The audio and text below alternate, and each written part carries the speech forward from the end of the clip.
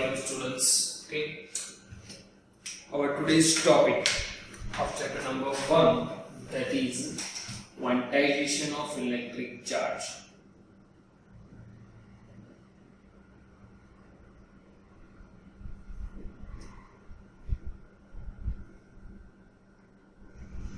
Our today's topic is quantization of electric charge. So first, the meaning of the word, that what is quantization. Quantization word का मतलब क्या होता है उसकी बात कर लेते हैं. काफी सारे ऐसे लोग पढ़ोगे आप, क्वांटाइजेशन ऑफ एनर्जी भी होता है, बराबर. तो क्वांटाइजेशन वर्ड क्या होता है? तो ऐसा कहते हैं कि कुछ क्वांटिटीज ऐसी होती है कि जिसका answer always some integer multiples होता है. ऑलवेज का होता है सम इंटीजर मल्टीपल, मतलब उसकी जो वैल्यू है वो कंटिन्यूअस नहीं होती, डिस्क्रीट होती है. हाँ, समझो कि मैं किस चीज की बात करूं कि number of students present in the class, that is always an integer number. It can be 1 2 3 4 5 6 any, but it is an integer. ऐसा आंसर नहीं आएगा कि 1.1 1.5 3.9 बराबर 4.5 नंबर ऑफ स्टूडेंट्स प्रेजेंट, ऐसा आंसर नहीं होगा. तो some quantities are that is always a discrete value, not the continuous value. पर discrete का मतलब क्या होगी? 1 के बाद 2 आएगा, 2 के बाद 3 आएगा, उन दोनों के बीच में कोई वैल्यू होगी नहीं. मतलब तो that fact is known as a quantization. Quantization का मतलब क्या होता है कि some quantities that has always an integer multiples of answers. So now यहाँ पे किसका quantization कहाँ है हमने?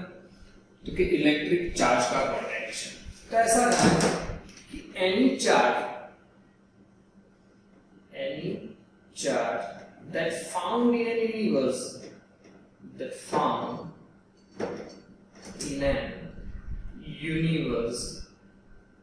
has a magnitude of, or you can say value of, an integer multiple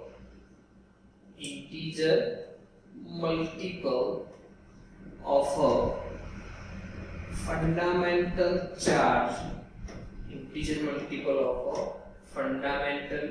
charge, E. क्या कहा? Any charge, कितने भी चार्ज आप तक मिले हमें, that all has a value of the magnitude or value of an integer multiple of fundamental charge. So first thing we talk about the fundamental charge. Fundamental charge denoted by E. तो ये क्या होता है?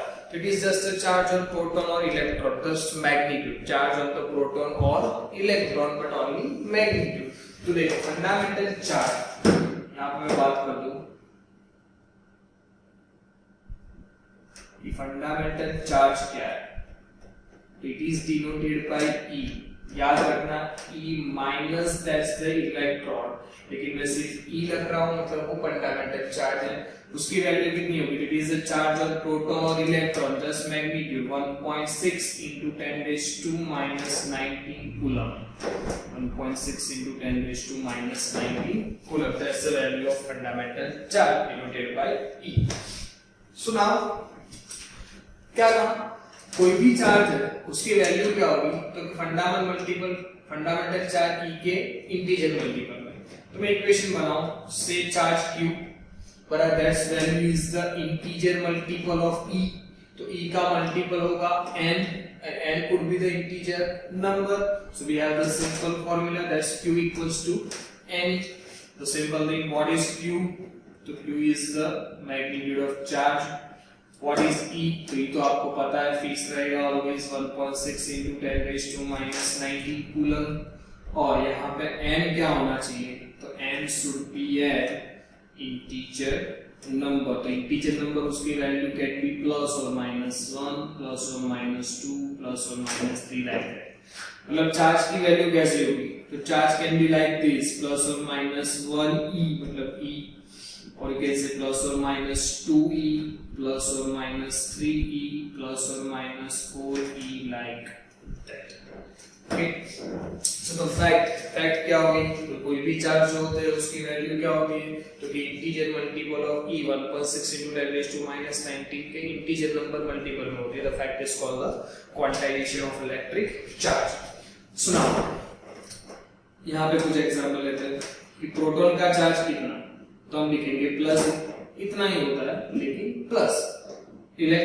Charge कितना, तो क्या है minus neutron, neutron is neutral 0। Okay, alpha particle की बात करें तो इसका चार्ज होगा plus 2e, beta particle it is minus e, positron denoted by e plus, तो उसका चार्ज होता है plus e। So these are the charges that always has a value of the integer multiple of e।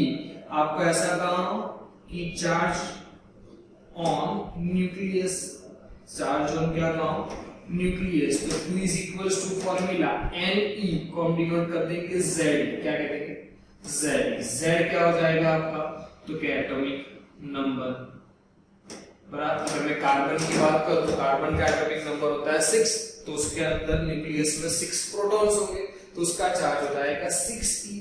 के देखिए atomic number always an integer value, तो उसकी value क्या होगी q is equals to z, that is the charge on nucleus। okay, so the fact this is called the quantization of charge। एक another example लेता हूं, is 5 into 10 raised to minus 19 coulomb charge is possible। पर question है कि 5 into 10 raised to minus 19 coulomb charge possible है, तो मैंने कहा कि चार्ज की वैल्यू कैसी होनी चाहिए, इंटीजर मल्टीपल, कैसी होनी चाहिए इंटीजर मल्टीपल। मेरे को यहाँ पे ये जो वैल्यू दी है वो क्या हो गया हमारा चार्ज क्यू हो गया, तो फॉर्मूला लगा दो, हमारा क्या है वो फॉर्मूला, तो कि q is equals to n। so now say q is equals to ne, so what is n, it becomes q by e। q आपको दे दिया 5 into 10 raised to minus 19, e 1.6 into 10 raised to minus 19, they both are cancel, so यहाँ पे 5 upon 1.6 करोगे, so this answer never be an integer value, ये answer integer form में आएगा नहीं, तो इंटीजर आंसर नहीं, मतलब ये चार्ज की ऐसी वैल्यू कोई पॉसिबल होती नहीं। Simple example, another example, how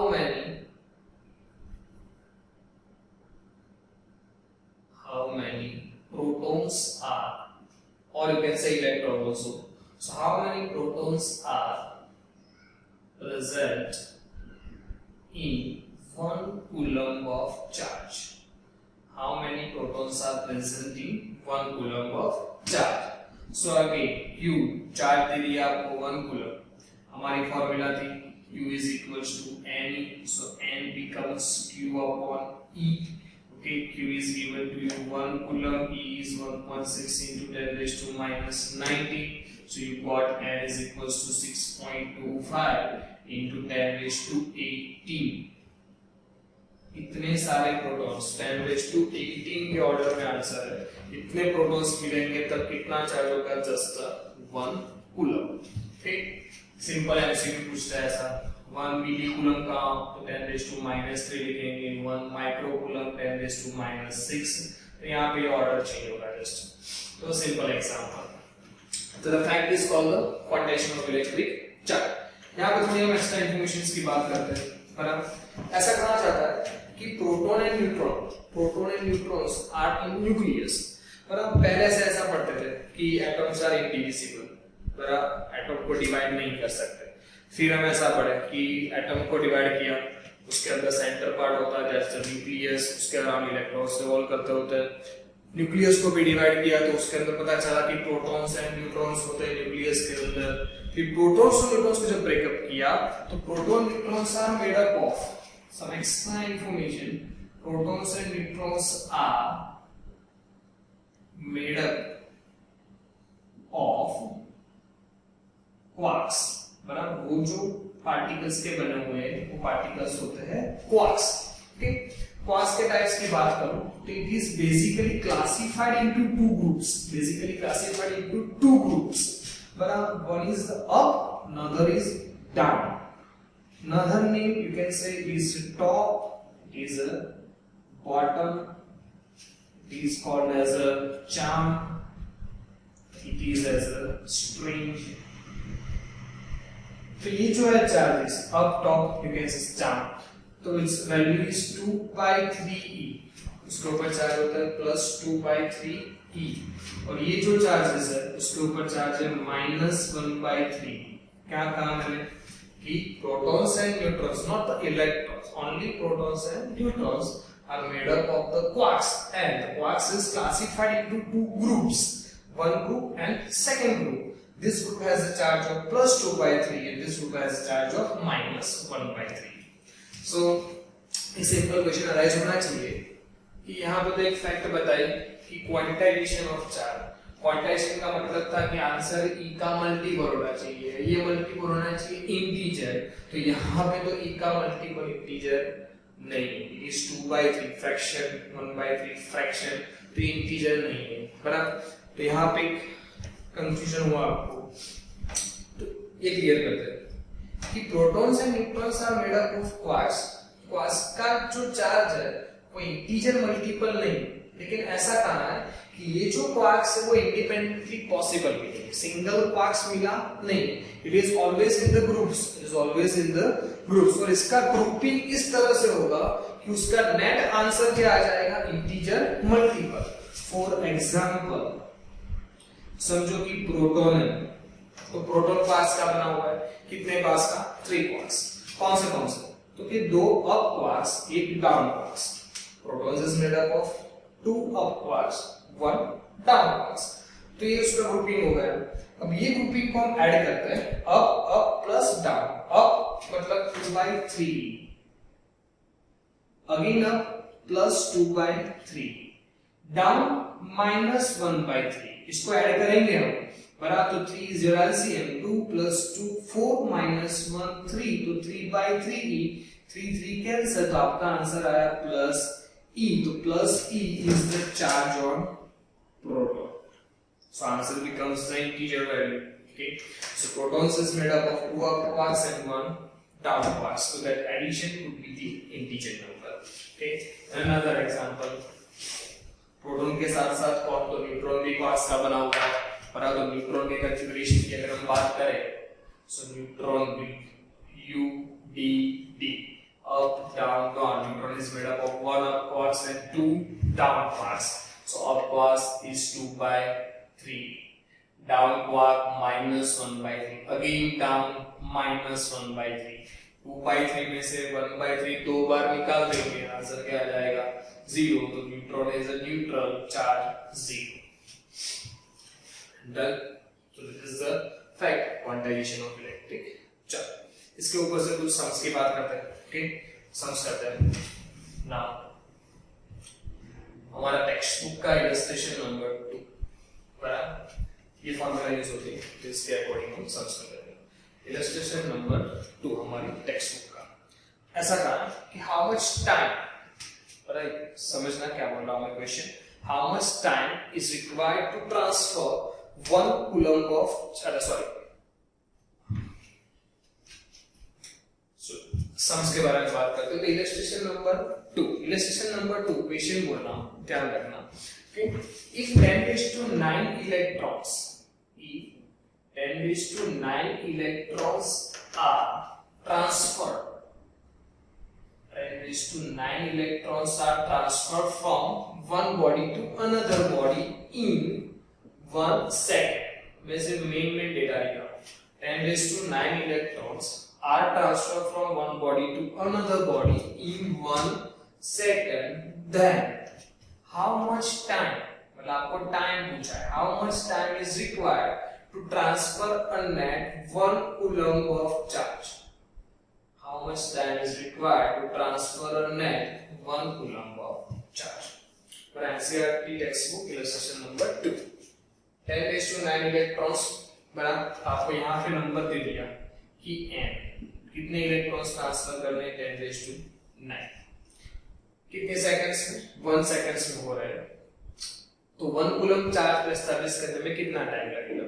so number of charge is 10⁹9, we have the formula q is equals to n, so we can say q is equals to n, so n is your 10⁹9, value of E 1.6 into 10⁻⁻19, तो यहाँ पे आपका charge का answer आ जाएगा 1.6 into 10⁻⁻19 plus 9, it is -10 coulomb per कितना charge हुआ 1.6 into 10 raised to -10 coulomb कितनी seconds में कहा था 1 सेकंड में यहाँ पे लिख सकता हूँ ये चार्ज ट्रांसफर हो जाएगा पर सेकंड 1 सेकंड के अंदर आपको कितना ले जाना है 1 कूलम तो सिंपल इक्वेशन बना लो कि यहाँ पे मैं लिख रहा हूँ तो कि चार्ज उसके सामने में लिख रहा हूँ टाइम कितना charge 1.6 into 10 raised to -10 coulomb that is transferred in per second that is the 1 second हमें कितना ट्रांसफर करना था 1 कूलम ओके सो 1 कूलम कितना टाइम लगेगा 1.6 into 10 raised to -10 coulomb charge 1 second में ट्रांसफर हुआ तो 1 कूलम ट्रांसफर होने में कितना टाइम लगेगा so we have the time now 1 into 1 divided by 1.6 into 10 raised to -10 so your answer is 6.25 into 10 raised to 9 that is in seconds 6.25 into 10 raised to 9 seconds but textbook के answer textbook में जो answer लिखा है वो years में लिखा है so we have the conversion second to year convert करना पड़ेगा तो देखो time 6.25 into 10 raised to 9 that is in second को कहाँ जाना है year जाना है 1 year के days कितने that you know 365 1 day hours कितने that is 24 1 hours minutes that is 60 and 1 minutes की seconds that is again 60 so ये quantity को इतने सारे नंबर से डिवाइड करेंगे so we have the answer round about 198 years आपका आंसर आ जाएगा 198 years okay so illustration number 2 of our NCERT textbook there are 198 years answer एक क्वेश्चन सिंपल क्वेश्चन है इसमें वैल्यू चेंज करके भी पूछ सकते हैं आपको पर 10 raised to 9 का 10 raised to 11 कर दे 2 पावर बढ़ा दे यहाँ पे 2 पावर बढ़ा देंगे तो यहाँ तो कम हो जाएगी यहाँ पे 2 कम कर दो 2 कम करनी है 2 पॉइंट्स आगे ले लो तो you got the 1.98 years 1.9 years round about 2 years okay simple question now last step for today okay. Illustration number 3 of NCERT textbook illustration number 3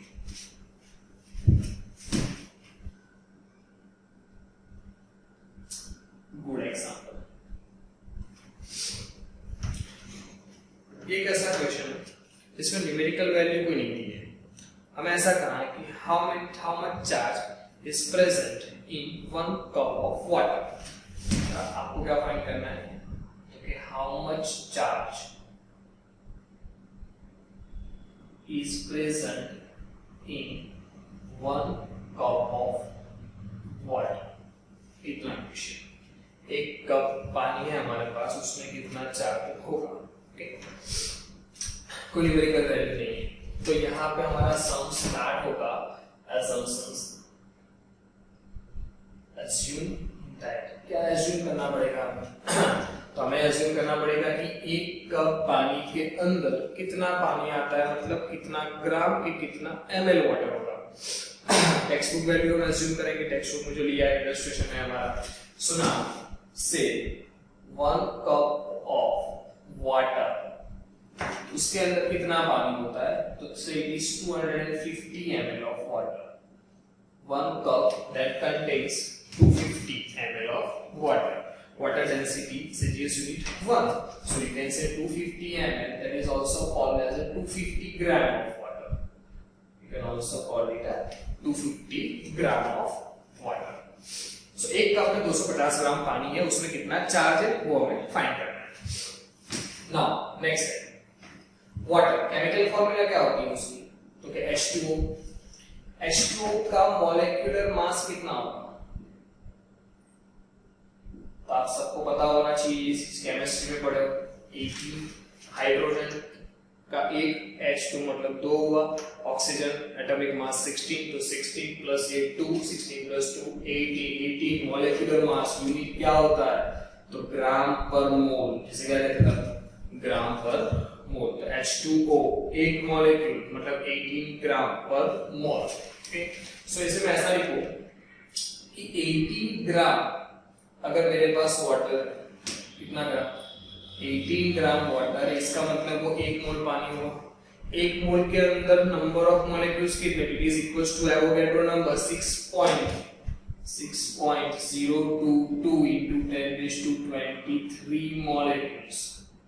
Okay, chemistry concept. 18 gram of water, that is the 1 mole of water, that equals to number of molecules is Avogadro number. So now हमारे पास कितना था पानी? 250 ग्राम। 18 ग्राम में कितने molecules होते हैं? तो 250 gram water के अंदर कितने मॉलिक्यूल्स होंगे? तो यहाँ पे हमें मिल गया नंबर ऑफ मॉलिक्यूल्स कितने होंगे? So 250 into 6.022 into 10 raised to 23 upon 80. The answer you will get 83.63 into 10 raised to 23. इतने मॉलिक्यूल्स हैं मेरे पास। बराबर, एक कप पानी के अंदर H2O के मॉलिक्यूल्स इतने होंगे। हमें तो चार्ज फाइंड करना था, फॉर्मूला यूज करनी है, Q equals to N में N क्या होगा? तो इंटीजर नंबर, वो नंबर ऑफ चार्ज। अब कितना चार्ज है? बराबर, नंबर ऑफ मॉलिक्यूल्स मिल गए। एक H2O का मॉलिक्यूल है, मतलब 2 हाइड्रोजन के और 1 ऑक्सीजन का है। इसमें कितने प्रोटॉन्स होंगे?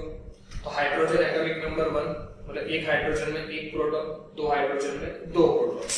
2 hydrogen contains 2 protons as well as 2 electrons, plus oxygen atomic number 8, that means it has 8 protons as well as 8 electrons.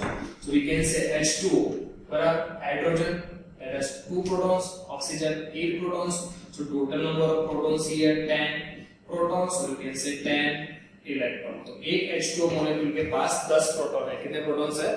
10 protons. हमारे पास मॉलिक्यूल्स कितने थे? 83.63 into 10 raised to 23। तो यहाँ पे मैं लिख रहा हूँ कि 1 H2O molecule that contains 10 number of protons, 10 number of protons, or you can say electron। तो एक H2O मॉलिक्यूल में 10 प्रोटॉन्स होते हैं। हमारे पास कितने हैं? तो 83.63 into 10 raised to 23, तो इसमें कितने प्रोटॉन्स होंगे? So we have the answer of number of charge, or you can say number of proton, जिसे हमने क्या कहा था? n। तो हमें n मिल गया 83.63 into 10 raised to 23 into क्या करना है? 10। सिंपल, एक H2O मॉलिक्यूल में 10, तो इसमें कितना? इसको into 10 कर दो, 10 की पावर 1, 23 plus 1, यहाँ पे आंसर आ जाएगा 83.63 into 10 raised to 24। ये आपको मिल गया n, नंबर ऑफ प्रोटॉन, और you can say number of charge. Formula लगा देंगे हमारे, Q equals to जो आज पढ़े n, ओके, n क्या था हमारा? तो क्या फाइंड किया? 83.63 into 10 raised to 24, और E is 1.6 into 10 raised to -19. So the final answer you got, okay, it is about 1.34 into 10 raised to 7 coulomb. So around about 1.34 into 10 raised to 7 coulomb of charge. That's the illustration number 3. Good example. ये example की बात करूं तो यहाँ पे हमने first thing assume की है कि 1 cup of water that contains 250 ml of water। Illustration है तो टेक्स्ट बुक में दिया है। अगर इसकी जगह आपको 50 ml की जगह कोई और वैल्यू सपोज करते हैं कि 1 cup of water that contains 100 ml of water, तो answer could be different. It could be different answer. अगर एग्जाम में ऐसा पूछना है तो अगर कोई डिफरेंट आंसर भी पॉसिबल है, या तो आपको वैल्यू दे देनी पड़ेगी कि 1 cup of water में कितना पानी होना चाहिए। Clear about it? Okay, so let's end up the lecture. Best of luck.